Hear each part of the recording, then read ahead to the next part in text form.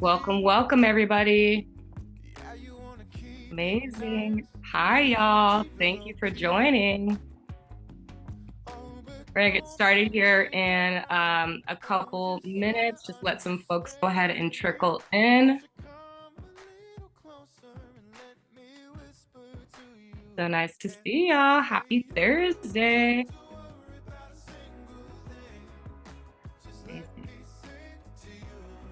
Feel free to head on over into chat. Hey, Jennifer. All right. Thanks for already popping in our chat.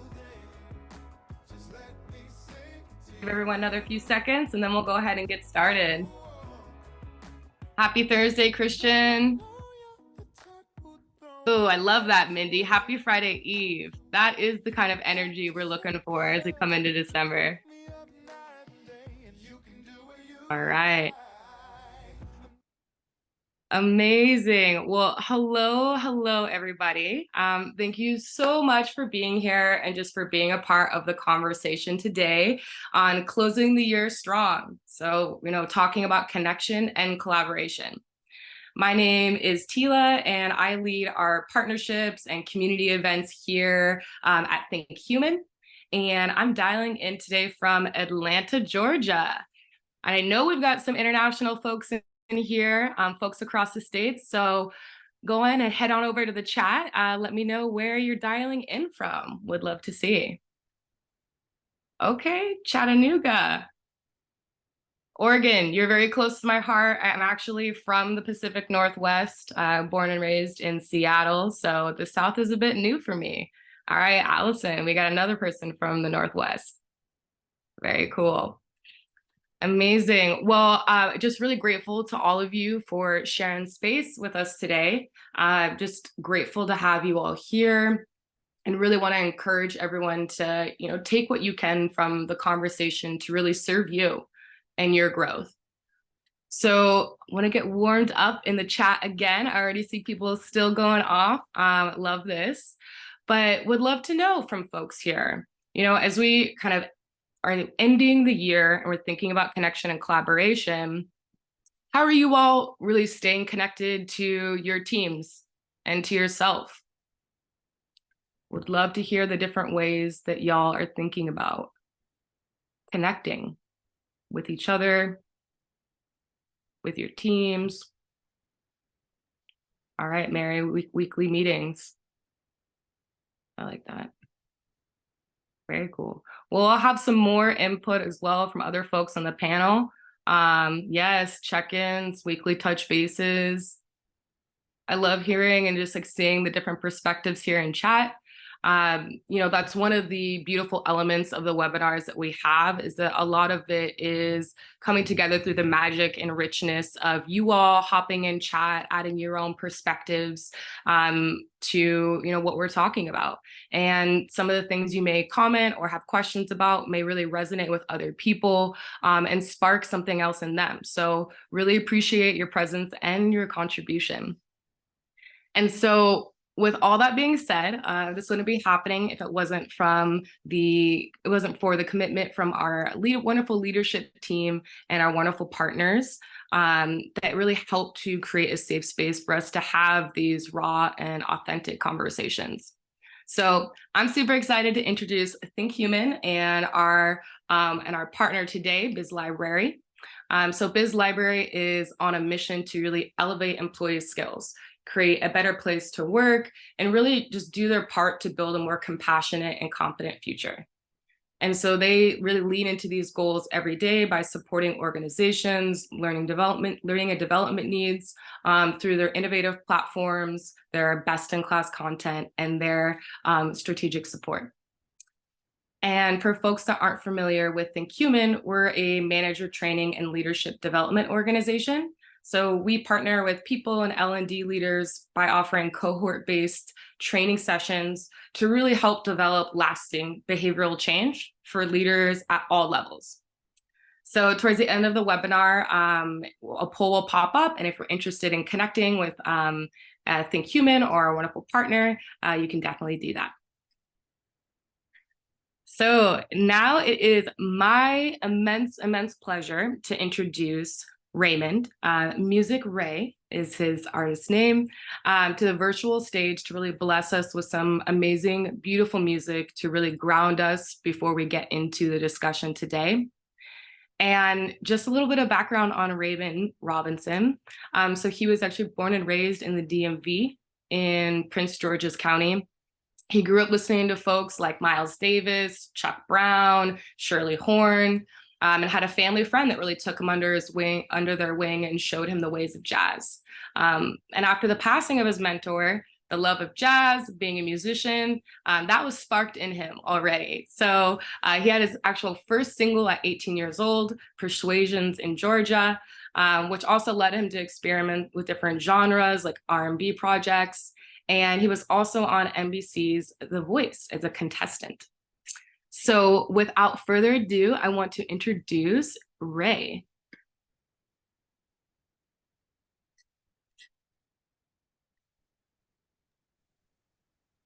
Hello, everybody. Can you hear me?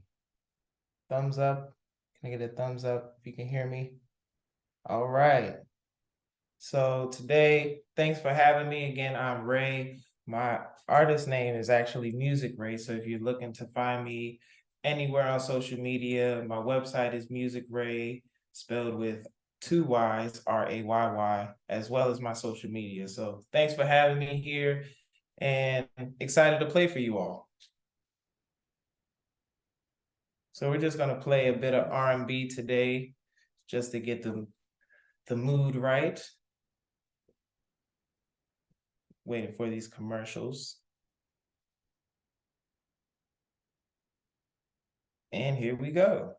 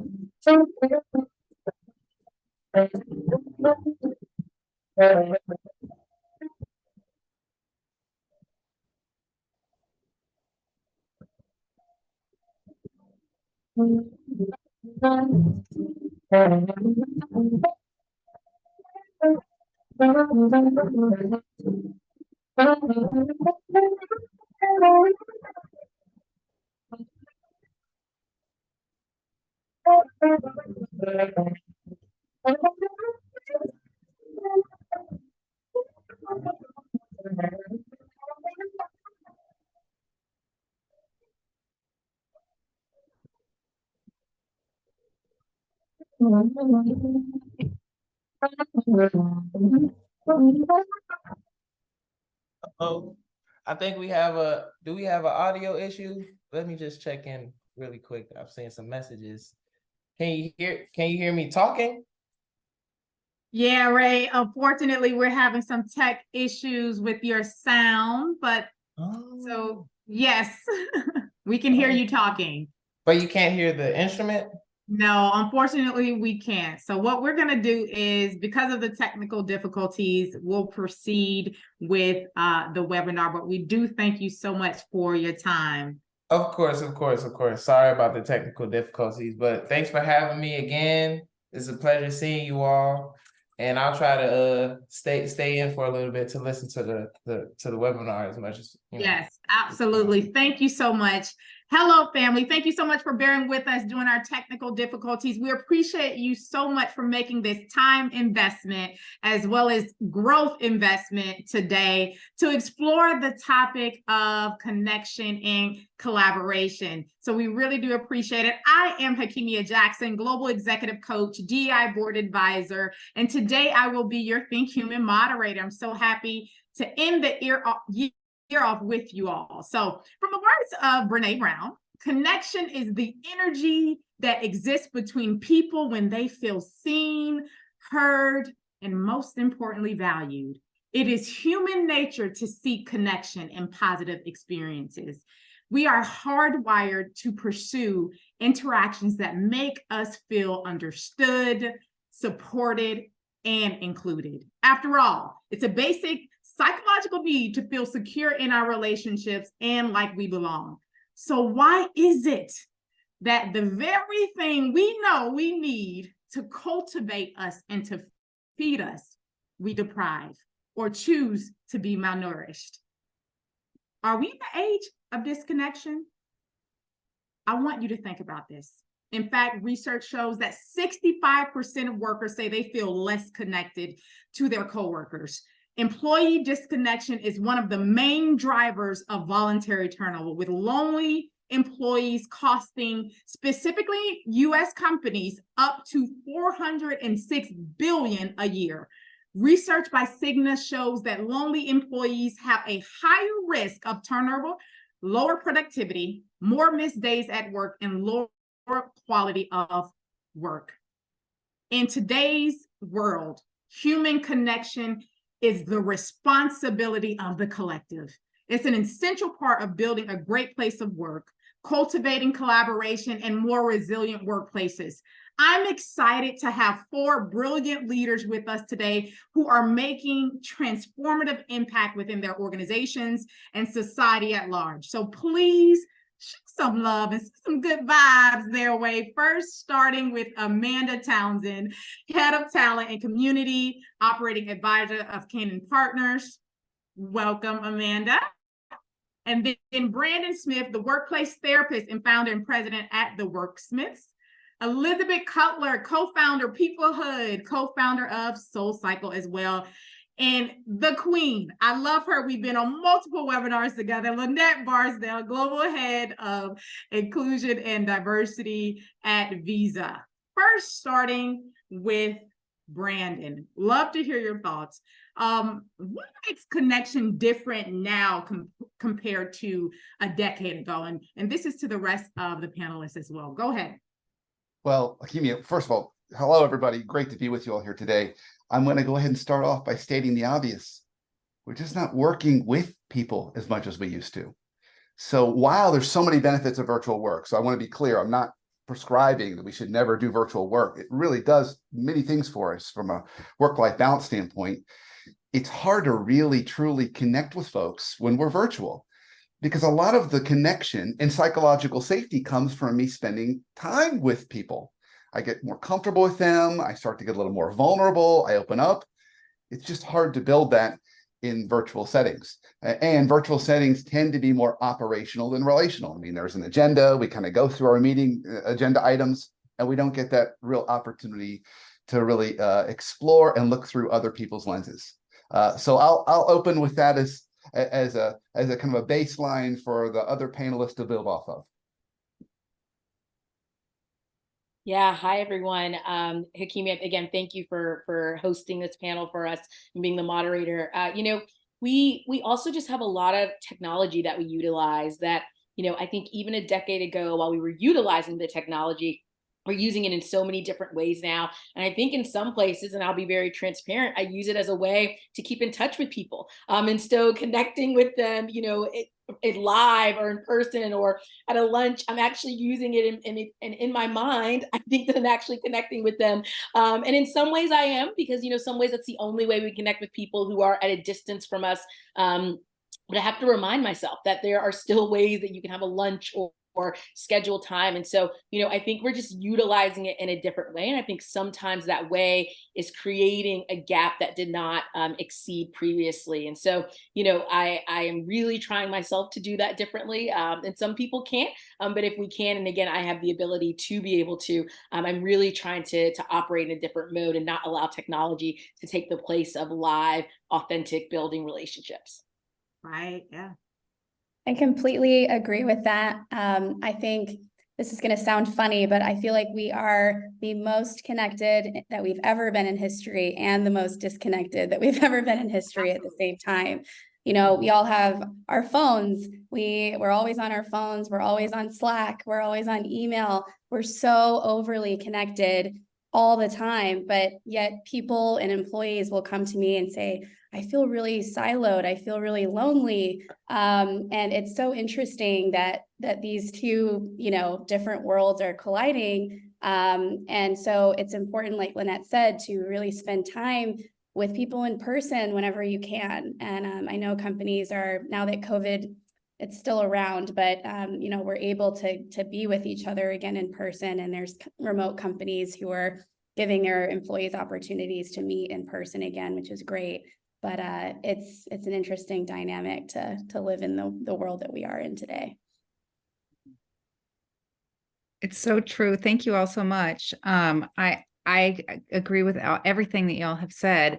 And it's so interesting. I saw in the chat how somebody takes the first 5 minutes of their meetings just to check in with whomever they're meeting with. And it's so interesting how little the lift is to kind of shift that energy, right? Of feeling disconnected to feeling connected again. And especially in the multitask, to just stop for however long you can or we can, to just really be present with each other, and just to see the research that's out there around the quality of people's listening affecting the quality of the person who's thinking and speaking, and what an incredible gift that gift of presence really is. So thank you so much. I love that. It is a gift, the incredible gift of presence. And so, Elizabeth, just think about what you just said. And the others, because I hear us saying, it's the technology, the being remote, or the multiple modes of connecting. And it sounds like for some of us, we may have a different definition of connection, because some people may be okay with virtual, but some people may desire the physical. So what does connection mean to you, and how do people experience it when they are around you? Well, I don't know how they experience it while they're around me, but for me, connection is about feeling my most alive. Like, how do I feel the most alive with myself and with other people? And it's so great because I can't really measure that, but I can tell you when it's real and I can tell you when it's fake. And so I know that when we were talking a little bit earlier just about what we're investing in this year. And I'm really thinking about how I invest in those aspects of the qualities of feeling alive, the things that really light me up, and that light up those that I work with, and light up those of us around each other. Cause that's where I feel like the magic really starts to happen, when we get into that flow, and it is as a result of that kind of feeling. Yeah, absolutely. So you just answered it. They experience feeling alive around you, lighting them up. That's what you said. Okay. So yes. I would love to build on that. Would it be all right if I jump in? Go ahead. So when I think about connection, for me, I feel seen. I feel seen for truly who I am and what matters to me. So for those of you who are a little geeky on the call, I have a formula for you. Okay, are you ready? I'm going old school here. Love it. All right, so here's a way I think of kind of building connection. It's some level of authenticity plus vulnerability. So that in parentheses, you got to go a little high school math here, or in the case of math today, elementary school math. And then you got to multiply that times curiosity, and that gets you deep in connection.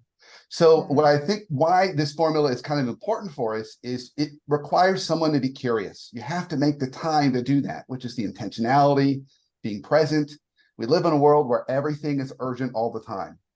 So a lot of this isn't rocket science, but there's just no time for it. I like to equate urgency to hot sauce. We've got hot sauce on everything today. And so we don't have the time for this. So we got to be a little bit curious. And then, so this is like a dance partner kind of thing. Then the other person has to be willing to be authentic and vulnerable in how they respond. So I said, how are you? You can't just say, fine. You got to say, it's been kind of a rough week. That's being authentic and vulnerable. And then I'll turn around and ask the other person a question and be curious. And they've got to do this. And then that's how we build that connection. So not to scare anybody on the call here today, but you could also change deep in connection to intimacy if you wanted to. This is how we build intimate relationships. Shallow end of the pool for professional, and deep end of the pool for personal. But just another way that when I think about connection, this is where my brain goes. Yeah. And I love that you added the intimacy part, because, our mind doesn't have to go to obviously the relationship side. I had a spiritual mentor that used to say, intimacy stands for into me you see. So you open up the opportunities for someone else to see you, if you want to feel seen or heard, you create that space. But Elizabeth says, so true. I love a good formula and the hot sauce, most importantly. The hot sauce is incredible. I love the Right. props, Brandon. I mean, that in itself is just, it's real. It's resonating with me. Right. And you know, of the little ones, I love the little ones. You know, and I think you said something that's really important. And you know, the deepened connection for me is also just aligned to what my purpose is, right? Like I think the deepened connections truly allow me to get to my ultimate purpose and also to understand others' purpose. And so the connection is so valuable. And I think it's fundamentally important in how we not only do our day to day, but how we think about our jobs and our business. And so I think these formulas and these ways of thinking about it are just fundamentally important so that we can truly go into this next year as our best selves and operate as our best selves. So I really love that. Yeah.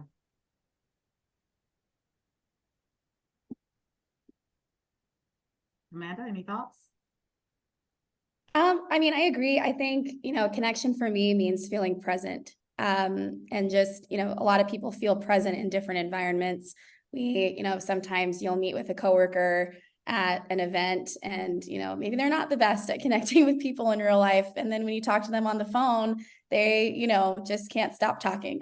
So I think it's different for other people. And, maybe, introverts and extroverts are different when it comes to connecting. But I think for me, it just means when I feel the most present with the people around me.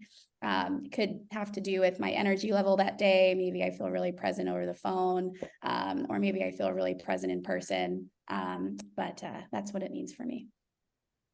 Thank you so much for sharing, Amanda. So, one thing that we love to do on these webinars is to make sure that we share the human side of us, because you all aren't robots and the people in our community aren't either. And so we would love to hear more about your experience with connection, specifically, along your leadership journey. Like, what did a high value connection do for you versus the opposite? Because we know that we've been in environments where there may have been some disconnection, and how did you handle that? Or if it has been some high level of connection, what did you learn or discover about yourself during that time?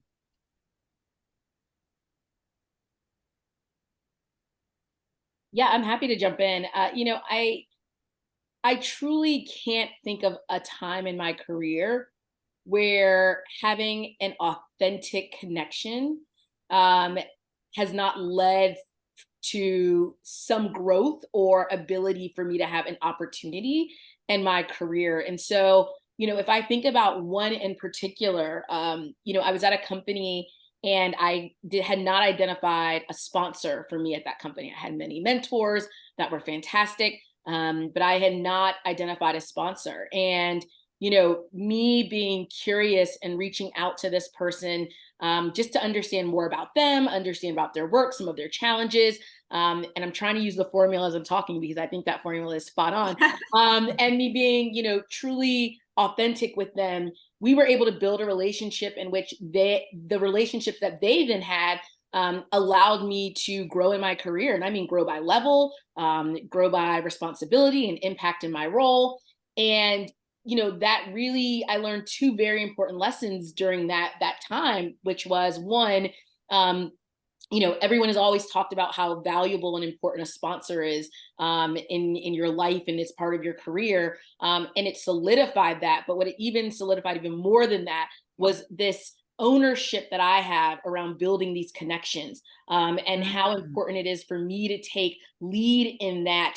Even if I feel like maybe I should be given it in some ways, I think that there is a responsibility. And so taking that responsibility really shifted the trajectory and how I think about my responsibility in building connections with others and even sharing those insights and that wisdom about connection and why it's so valuable and important. And so those are just two things that I truly think changed my life. And I think when we don't have connection to the adverse of that, I think communication is off. I think that, the way that someone interprets how you are saying something or they're perceiving your statements. When you don't have those connections or understandings of people, then sometimes there's a lot of miscommunication. And so that's been the adverse. Is I think it's very important for me to understand what matters to people, and I can only do that through connection, so that when we are having conversations or difficult conversations, they understand where I'm coming from.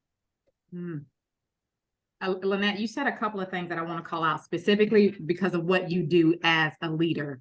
You talked about just being that authentic self. Yes. And taking that ownership.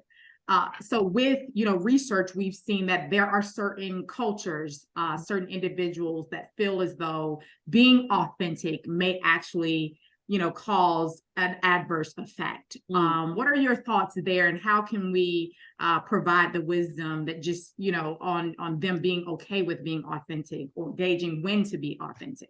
Yeah, I think this is a huge challenge for many people at different intersections of diversity. And, one of the things that I would say is that when you are inauthentic, people can tell, whether you think they can or not. And so, one, again, this is the beauty of having a lot of mentors and sponsors, right? Folks who can help you gauge whether or not you are going. And I do think there is a way to be authentic, and there's a way to operate within, what cultural norms exist in places. I think there's a way to operate within, having your full self, and that might be in different places and spaces. And so I think all those things are possible. And I think you have to identify and you have to know within yourself what it means to be authentic, right? Because I think we've been taught so many different things that if you're not even clear about that, then how can you truly exude that if you don't know what that is? And so that's step one. Step two is test it out on some people.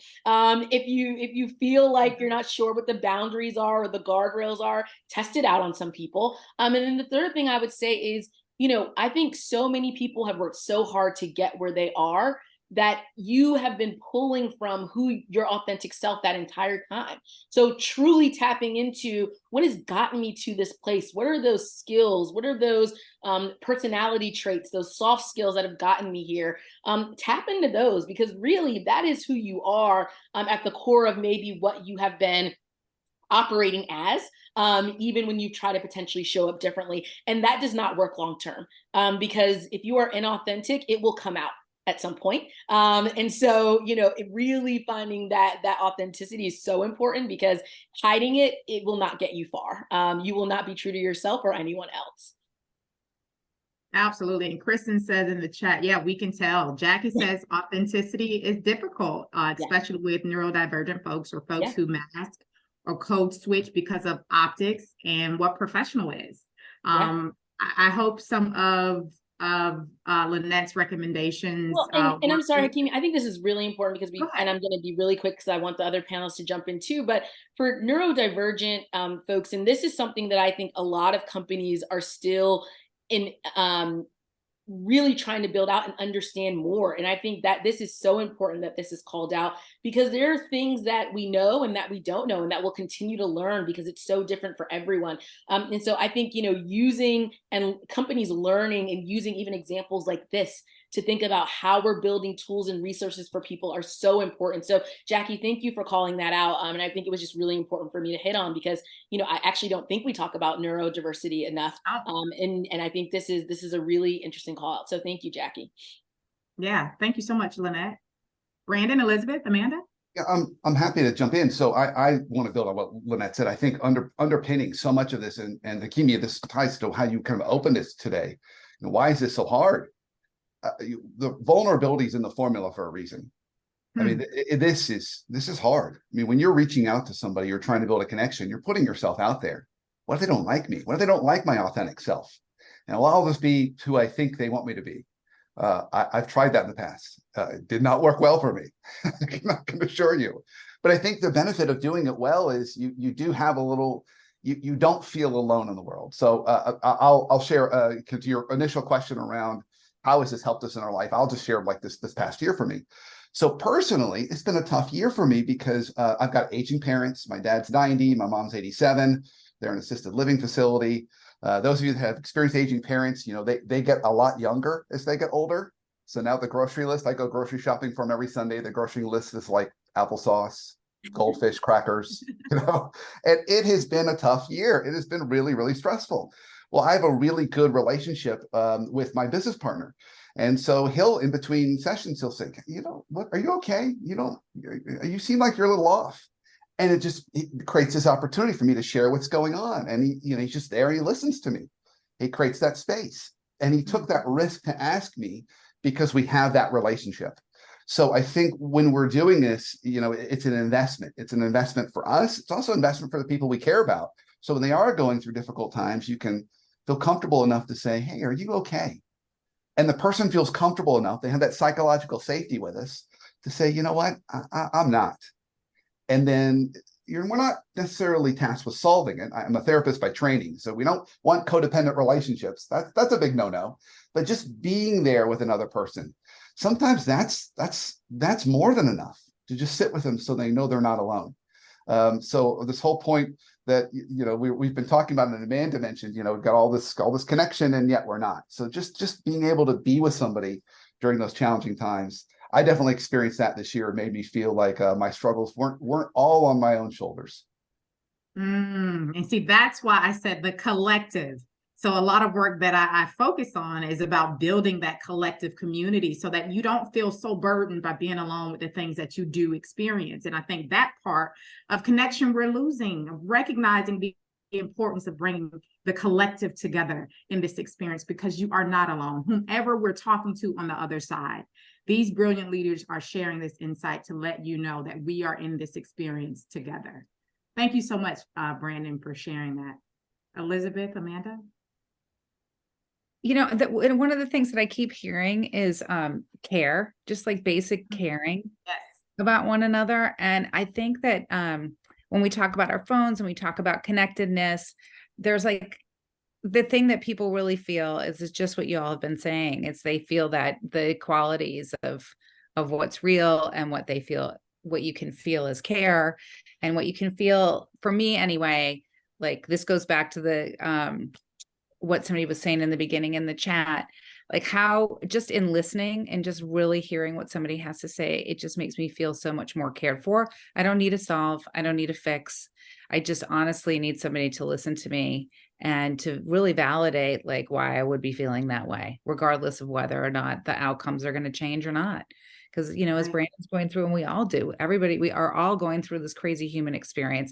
I mean, and honestly, like, I can't imagine, I know people have a lot of tough jobs out there, but you all working as people and being a resource for other humans. I mean, that is, for me anyway, it's like after COVID, I'm like, this cannot get worse. And I hate to say it, but it seems like it has kind of gotten worse, and it's really challenging. So we have to find ways to fill our own cups and take care of ourselves and take care of each other so that we can all get through this with some grace and have some fun along the way. Yes, absolutely. Well said, Elizabeth. Amanda, I see you shaking your head. So something resonated with what she just mentioned. Yeah, I don't know if I have a lot to add. I think everyone covered it really well. I definitely agree. Yeah. And another, I feel like underlining, at least message that I'm hearing is throughout this experience of connecting is suspending judgment and assumptions. That's very important because I forgot who mentioned it, but we come with our own story. And in coaching, we talk about, the story we tell ourselves. And so there's a story we've told ourselves about connecting or the person on the other end. And I realized like sometimes, yes, we may be afraid of the connection part, but sometimes we don't really want to change the story that we've created about the person on the other end. So we'll just rather not. We won't engage in it. I see you shaking your head a little bit, Lynette, about what I just mentioned. Yeah, I think we definitely determine when we're going to engage and not engage, and I think it's really important. And I was writing in the chat to someone because again they were saying this is so hard, and I wanted to write that personally back to them because they shared that personally, but it is hard. And I think we have to determine what energy we have in our space to be able to do that. Absolutely. And know when we have those moments and when we don't. And so I think, this is part of what I think has been, especially at this time when we spent so much time isolated, so many of us from other people, is that I think we just need a better gauge on our energy and know when we can and can't have these moments, and just be honest with ourselves, because that's the most important thing, because these connections will happen and they will come to fruition, but that's the most important thing, is that we are in tune with ourselves about our energy and what we have the capacity to do and not do. Yeah, I would love to build on that. I think Lynette's exactly right. And if we go back to this whole idea of hot sauce, right? Everything's urgent all the time, which means we're running like this all the time. And so we're constantly looking for shortcuts. So I'm going to call out another big elephant in the room. We love to sit here and say, you know what? We're good people. We're not judgmental. I'm sorry, folks. We're human beings. We're absolutely judgmental. Cognitive psychology, that's the study of cognitive psychology, basically says the world's really noisy. So we create shortcuts. So we process the world. We put people in boxes and schemas. We look at a person and we make up their story in our mind, because that's a lot easier and quicker than actually ask them. And when we do that, we're taking guesses. And it's like going to Vegas. Sometimes we guess right and we win. Sometimes we guess wrong and we lose. So I love that idea that Lynette says, like, really try and be aware of yourself. Are you running so fast you're looking for shortcuts? It's probably not a good time to try and be fully present with someone who's going through something difficult. Create that space. So I think that's also important for us, and challenging ourselves. What's the story I'm telling about that person based on the limited data that I've got, which is what they basically look like. And so what else might be going on? I think we'd be very surprised at how unique and different, and in many ways inspiring, most people's stories actually are. Yes, absolutely. Coming in with that learner's mindset.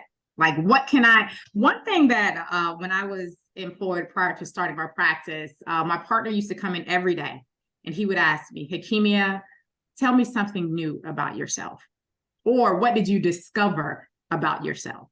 And it forced me to look within to figure out, hold on, did I just do something new this week? Or did I take time to check in? Or, so it forced me to do the work, but it also created space for us to have this conversation about who I am today in this very moment and what I'm experiencing. And so I go back to that collective when we're building, the connection. And so Brandon, you kind of opened us up to this when you talked about, some of the things that we need to do. But I want to go back to what Lynette said, and we talked about this before. What else gets in the way? You kind of talked about some fear and some other things that potentially get in the way of us connecting within the workplace. I want you to elaborate a little bit on that. Sorry, can you repeat that? The sound went out for me. Okay. Directly. Yes. For all like, So okay, which one, Hakimia? Who do you want to elaborate? So I was referring to the conversation that we had, and we talked about some other things that get in the way. You went in about fear, and you were mentioning some other things that potentially get in the way. Yeah, I think it's fear. I think it's time. I think you talked about on the onset, we don't make a lot of time sometimes to do these things. And I think for what I have been very intentional about, especially as I've been working to build relationships in the new role that I'm in, is really carving out time where I am just meeting with people and not about a specific work topic. It is truly to get to know who they are and why they are at the company, why they care about the work that they're doing, what matters to them, how they like to be communicated with.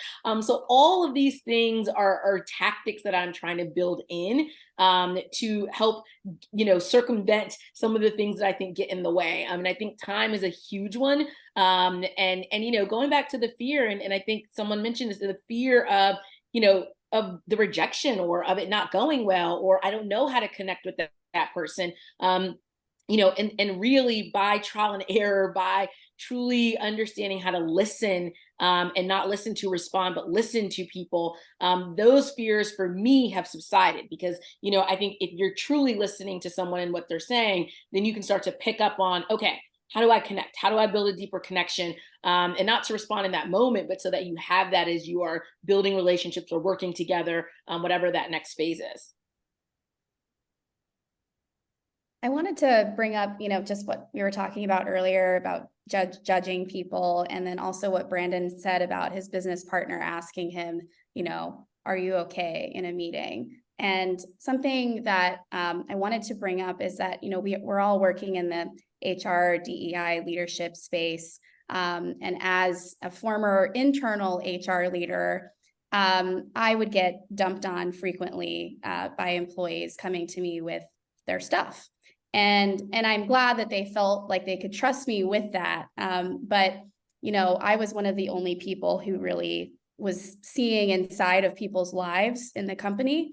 And so I just wanted to mention that we never know what's going on in someone's life. Everyone on this call, all of the panelists on this call, like we all have our stuff that's going on that the outside world doesn't see. And as HR leaders and coaches, it's our job to empower the employees at our companies to understand that, and that, you know, we're not going to show up in the same way every day because of our stuff that's going on in our life. And so it's important that we give opportunities for all of us to be seen and heard, like Brandon's colleague did for him. And one of the things that we've done in the past when I was running HR internally is before every meeting, we would do one of two things. Everyone in the meeting would go around and say either green, yellow, or red light based off of like how they're feeling that day. Or we would have one word to describe how we're feeling that day before starting the meeting. And it kind of level set for everybody of, you know, where everyone's at. And if they wanted to elaborate on it, they could. But I think, you know, just connecting with people and removing judgment and just realizing that we all have stuff going on in our lives that you don't see is really important. So. Thank you, Amanda, for sharing. Yep, opportunity to be seen and heard. Elizabeth, did you have anything to add? Oh my gosh, there's so much good stuff here. I think a lot of it just comes back. It all kind of ties together, right? But just remembering about how Brandon was talking about curiosity. I do think like just developing that sense of curiosity about each other.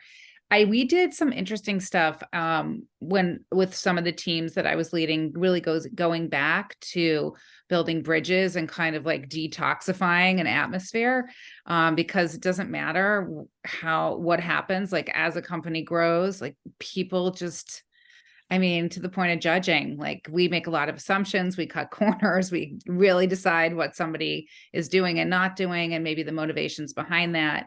And I actually learned these tools from the ThinkHuman coaches that we had. And the truth is that I was having a lot of trouble interdepartmentally. And so we got together, we got a whiteboard, and everybody put every grievance down. Not that they were personal, but like what was getting in the way of them being able to alleviate their stuckness. And it was so cool to kind of see that as a group, to just see like that we've all been there on one day or another, you know, somebody's doing something that's affecting the rest of the schedule or the rest of people's work, and to look very carefully and to see the few things like as a leader that we can take care of that aren't expensive or aren't time consuming or aren't going to like, you know, add a whole nother job to your already full job. And it really allowed us in understanding to work so much better together because we just understood each other in a way. So I think there's so many quick hacks like this, what I'm describing is a little bit more time intensive, but I to the point of just checking in as we like sit down and do one-on-ones, just whatever it takes for us to just really feel like some kind of care, some kind of heart, some kind of understanding for where a person is on that day. And, you know, starting with our individual connections. Yeah, I'm gonna build on what Elizabeth said. I think that's beautiful. And what everyone's been saying really about this idea is that, you know, whether we're growing or moving fast or whatever it happens to be, you know, there's a lot that stands in the way, but we generally don't go into things. If I could wave a magic wand and give every workplace this, it would fix this problem. As one of my favorite phrases, assume positive intent. If we could assume positive intent about the people around us, that would change a lot about how we approach those relationships. But we're not tipped to the middle these days. Culturally, we are tipped to the other end. Assume negative intent. Assume the person's out to cancel you, or you're out to cancel them. There's canceling going on somewhere. Okay. And so if that's the fear, well, I don't, and I hear people do this all the time. They tell them, it's not just that they're afraid to have the connection. They've already decided how that story's going to go. It's like, why even go on a date? I'm going to get rejected anyway. So they're like, no, this person hates me because of the way I look, or because of where I came from, or the department I'm in. And so they don't even make an effort. Not only is they're not assuming positive intent, we've written a horror story on how this thing's going to go. So I think if we're willing to just assume positive intent, most folks in the workplace want to do a good job. Most folks in the workplace want to build good relationships. That doesn't mean they always guess right. So I think if we can go into that intention, it can help us break down some of the walls. But easier said than done. I know. Thank you so much, Brandon, for sharing. And it gets me, to thinking for those who have assumed positive intent, and there may have been some type of grieving, what strategies or tools could we put in place or recommend the community? Like, how do we move past that? Because usually it's like moving past the grievance to reconnection. That's the struggle because we're on opposite ends. What are some strategies or recommendations there? And this is for everyone. I just want to add, the main thing for me has been to take a beat. Just like, I'm so reactive to everything that people say that just to take a beat has been, if we're looking for strategies, that's been a great one. And what does that take a beat look like, Elizabeth? When you're taking a deep breath. Okay. And I may not exactly respond in that second. And then I may even say, like, that sounds, let me think about that. Whatever it is. Instead of like, I don't know, just coming in hot. Sometimes I just need a little extra time to process and let things cool down a little bit before I act in a way that I'm going to have to manage later. I think sometimes just when we talk about curiosity can be the actual act of asking another person the curious question, but can also be something that we do on our own, sitting quietly. Just be curious. Why might she have said that to me? And if we look through the lens of positive intent, so if we're giving this person positive intent, then where might they have been going with that comment? So it gives people a little more grace and compassion. So that might be another way to start down the path, is just take a moment and say, if we give this person grace and assume positive intent, what might be going on for them right now? Yeah, I think these are all great. And, I absolutely take a moment too. I also, I have delay send on a lot of messaging and emailing that I'm sending just so that I can take a moment to reread it. And, I think we respond so quickly sometimes, even if there's no malintent when we are responding. Sometimes I think we respond so quickly, we miss what someone's really trying to say, or we put our own lens or filter over it. So, if it's something where I need to give it thought, or someone is giving me feedback or insights that it probably was hard for them to even send that or share that message, I really try to think twice before I'm responding. And so that's how my beat takes, but I think taking a beat is very important, but that's what my beat usually looks like. And then the other thing I would say as a tidbit is, I always try to think about what could that person be feeling, even though I'm not judging, like how do I need to come into this conversation having some level of emotional intelligence around how this could go, or what this impact could be, so that I'm setting up a set of just like ideals for me around, here are different ways that I can go about this conversation if it doesn't go the right way, or if I do feel like this connection isn't, if we're not building this, like what are some other ways that I can think about this? And so, I think there's a difference between being prepared and judgment, but I'm always trying to prepare myself around what are ways that I could think about this differently, or if this is not going in a direction that's positive, what are some ways that I would be able to pivot? And so I do try to prepare for that if possible. Anyone else? All right, so we are at the time where we are going to launch a poll. So please stay with us. These leaders here have given you their time, wisdom, and insight. And so we just want to launch a poll to see who you would like to connect with to continue the conversation. Okay, so we're going to give you about 30 seconds. Which organization would you like to connect with further post-webinar? ThinkHuman or BizLibrary?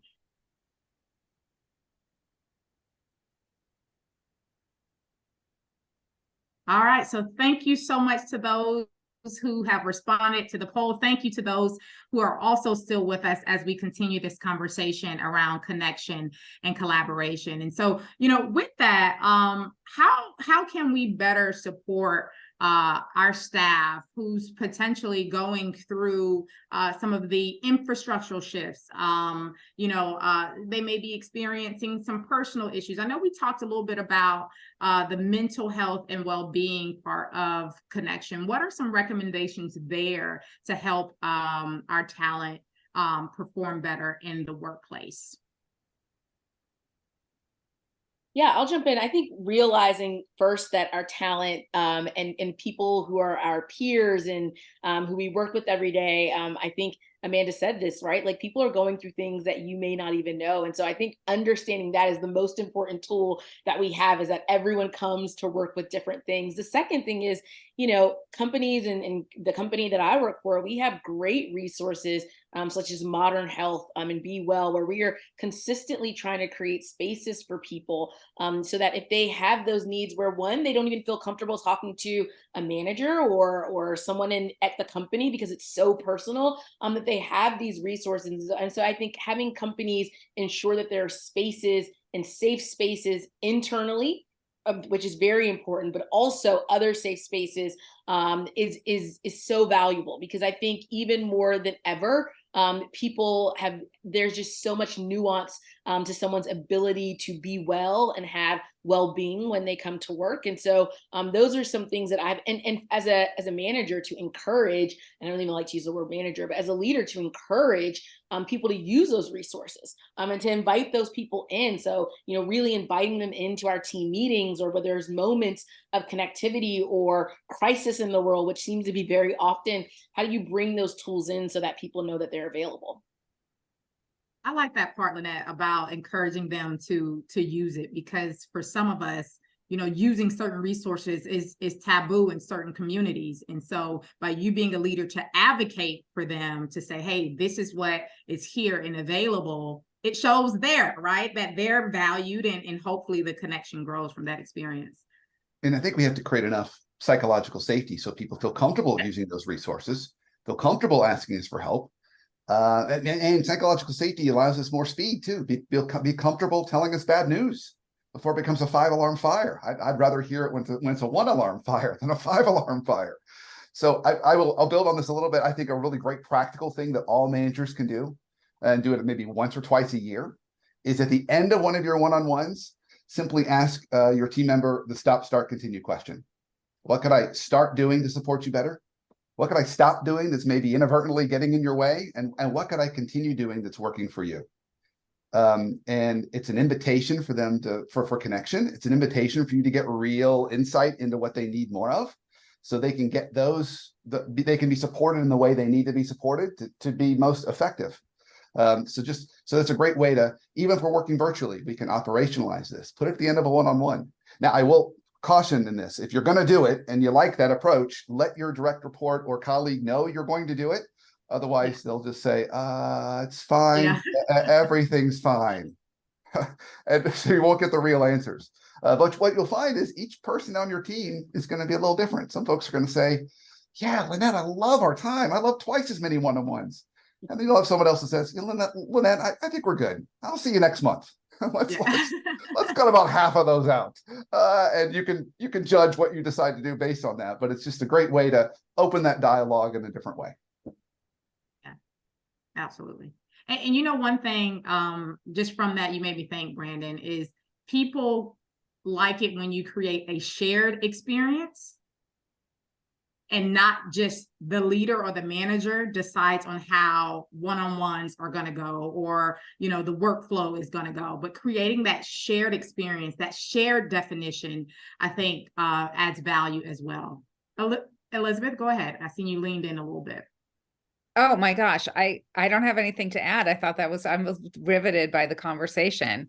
I do, you know what though? I will add one thing, which is even though it can feel, I mean, I think it really depends on your work environment, but you can use box breathing like individually or like in groups where you're inhaling for 4, you're holding for 4, you're exhaling for 4, and then holding again. And it just, anything that we can do, like, to take our brains from like real stress environments to a more, and out of that fight or flight into like a more collaborative and co-creative situation, it just always makes things flow so much better. And conversations change, the way that people show up change. And again, like, I mean, a lot of people, not every environment is suitable for this, but to the extent that it is, that's something that I can definitely add. And plus the fact, like, we are also not breathing for so much of the day, to just stop and breathe a little, it makes such a huge difference. And we're all doing it anyway. So I think we can normalize breathing. Absolutely. So with that, we are at the close of the webinar. So we would like to hear just one key takeaway you would like to share out with the community as we close out. And thank you again for sticking with us this long, community. We really do appreciate it. And we appreciate your engagement as well. I open the floor up. Who would like to go first? Okay, I'm gonna jump in real fast.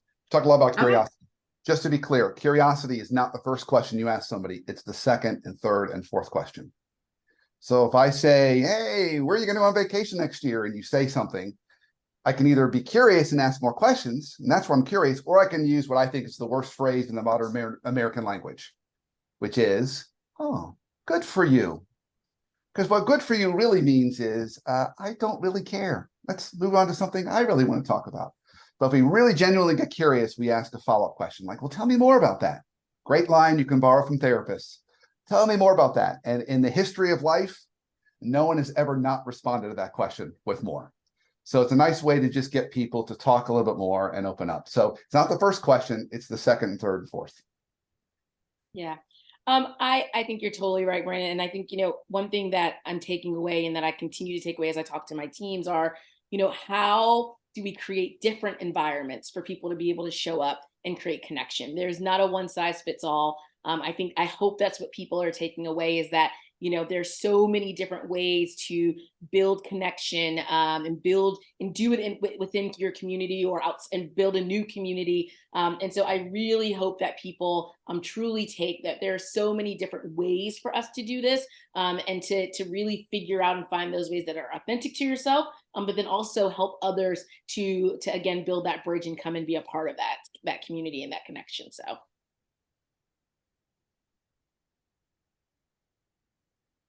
You're on mute, Amanda.